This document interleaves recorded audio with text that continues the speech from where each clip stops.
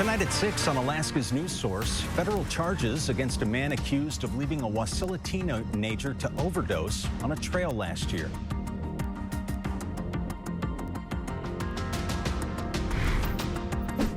In Homer, a recovery team finds more remains after the capsizing of a boat last August, ending the search for a missing family.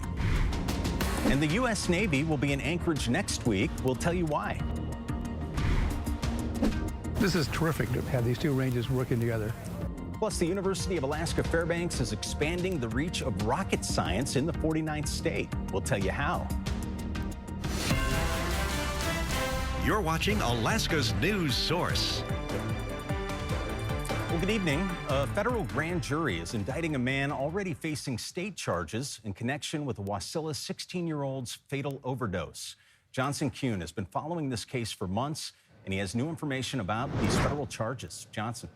That's right, John. The U.S. attorney highlighting that what was originally believed to be powdered fentanyl, they say 45-year-old Sean Mobley gave 16-year-old Elena Tonis before she overdosed and died, was actually the much stronger carfentanil.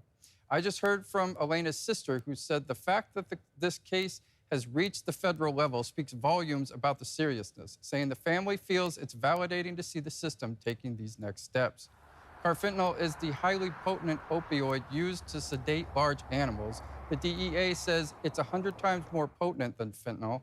State troopers say they found Tonis's body under a power line trail in Wasilla in the early hours of November 15th. Prosecutors say Mobley left her there after she began showing signs of an overdose. The teen's autopsy says hypothermia contributed to the death and says the cause of her death was from a combination of carfentanil and methamphetamine. Yesterday's grand jury indictment now means Mobley faces multiple charges, federal charges of controlled substances, on top of separate state manslaughter and second-degree murder charges. Now, Johnson, there was another adult mentioned in the case. Is that right? That's correct. Court documents say in November 2024, Mobley also gave another adult carfentanil, but that person survived after being given Narcan. The U.S. Attorney's Office says Mobley's federal court appearance will soon be scheduled. During his first appearance last month on state charges, Mobley's bail was set at $750,000. That trial is scheduled to begin on July 7th. We've included Elena's sister Alyssa's full quote on our website and mobile app. John? Johnson Kuhn, thank you very much. Well, an update tonight on the search for a missing family of 4 who were on a boat that capsized in Homer last August. We told you about the Alaska Dive Search, Rescue, and Recovery Team heading back to the town to conduct dive searches over 2 days this week. Well, today, Alaska State Troopers confirmed that it believes, quote, human remains from the 4 missing persons have been recovered from the sunken vessel, unquote. In August of 2024, Texas residents David and Mary Maynard and their children, 11-year-old Colton Maynard and 8-year-old Brantley Maynard, were known to be on board a boat that capsized in Kachemak Bay. Last month, the vessel was found in 180 feet of water, and 3 sets of remains were recovered at that time. The state medical examiner's office will now conduct an autopsy for positive identification. A Washington state skier is dead after an avalanche atop Alaska's tallest mountain. We know they were descending, but what their original plan or path was, I don't have that information yet. Denali National Park and Preserve officials say 29-year-old Nicholas Vizzini was skiing down the mountain with a partner around 6:15 Tuesday evening. The two apparently triggered a slide in an area known as Rescue Gulch, with its highest point at about 17,200 feet elevation. Life-saving efforts attempted on Vizzini were unsuccessful. The person he was traveling with did survive with minor injuries. 2 people were arrested in Petersburg this week, accused of defrauding a resident there. The Petersburg Police Department and Federal Bureau of Investigation say the pair was arrested after a Petersburg resident said she was targeted in a phone scam by people posing as federal officials. They convinced her that her identity had been stolen. Now, she was scammed out of more than $125,000. When asked to deliver an additional $60,000 in cash, law enforcement arranged a controlled delivery, and the suspects were taken into custody.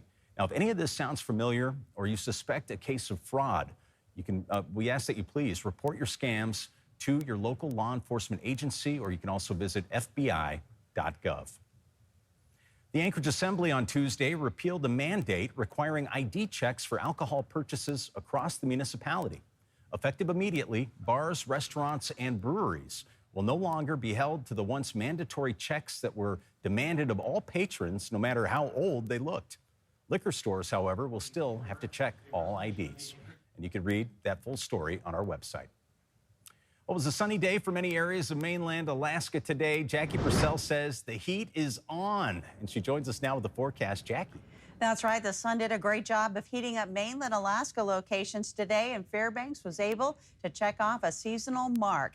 They had mostly clear, dry conditions, and that allowed the city to record its warmest day since last fall. They hit 72 degrees so far, and that makes it the latest date the city hitting 70 degrees. Normally it happens around May 19th, but it was a much longer wait this year. So currently in the interior, they're at 71. Winds are calm. We're seeing nice conditions through the south central region as well. And here in Anchorage, we're at 66. I'll go over your forecast coming up across the state a little bit later. All right, Jackie, thank you. Line item budget vetoes, including increasing education funding, are still possible. That coming from Governor Mike Dunleavy weeks after lawmakers overrode the veto of the education funding bill that calls for a $700 funding increase per student.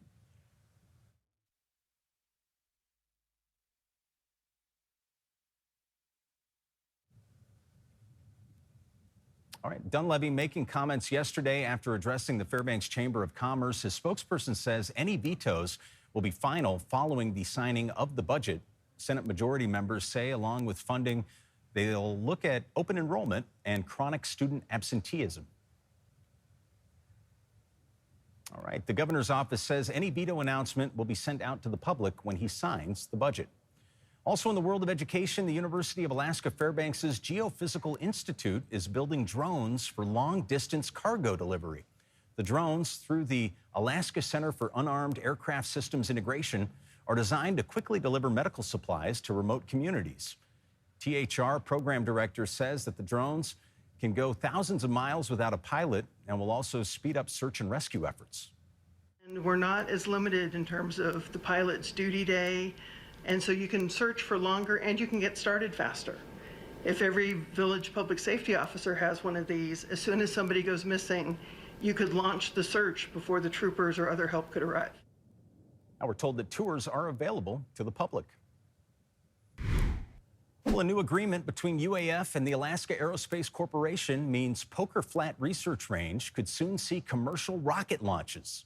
A memorandum of agreement was signed this week and aims to give each partner more opportunities for rocket launches.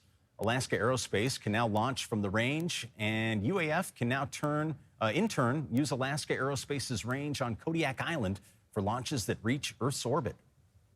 For us, increased science access, scientific partnerships with other researchers, and more access to space, and then ultimately commercial and other rocket developers will be able to come up to Poker to launch. We've been working behind the scenes now for a year, and we're starting to see benefits like actual money flow and contracts coming our way from our mutual efforts.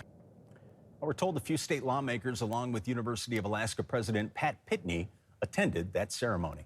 All right, looking to the stars this week, one of the largest gatherings of astronomers is happening right here in Anchorage, with experts sharing research and discoveries about our universe. You'll watch that full story tonight from Joe Allgood on The Late Edition. And still ahead on Alaska's news source, a summer yoga series at Delaney Park returns. We'll have some details and how you can get involved, especially on a gorgeous night like tonight. Plus a tasty treat. We love tasty treats. Await us on Road Trippin'. We go on the route north. That story next.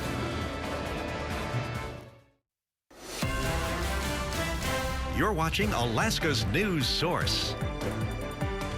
Well, we are continuing our Road Trippin' series. In our last segment, you saw the Denali crew. They had dinner at an incredible place. Now they're craving a little something sweet. Adelmi Ruiz shows us around Miller's Market. It's a sweet treat that many look forward to at the end of an adventure.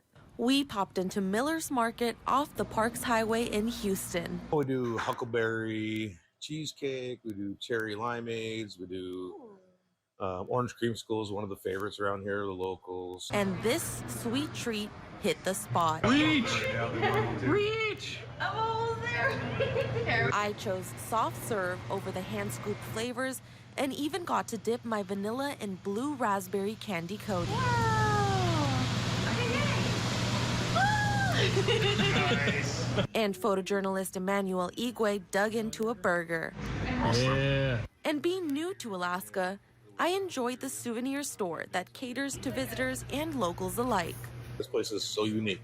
Like, it's straight Alaska feeling, hometown, small town. We have the post office here also, so you get all the locals coming in, get the mail, you get good chit chat every morning. You have your local families and schools. You know, half our employees are from Houston High School for the summer job, and it's just a great community feeling, honestly. And if the ice cream inside isn't enough, there's a giant version outside as well as a fountain.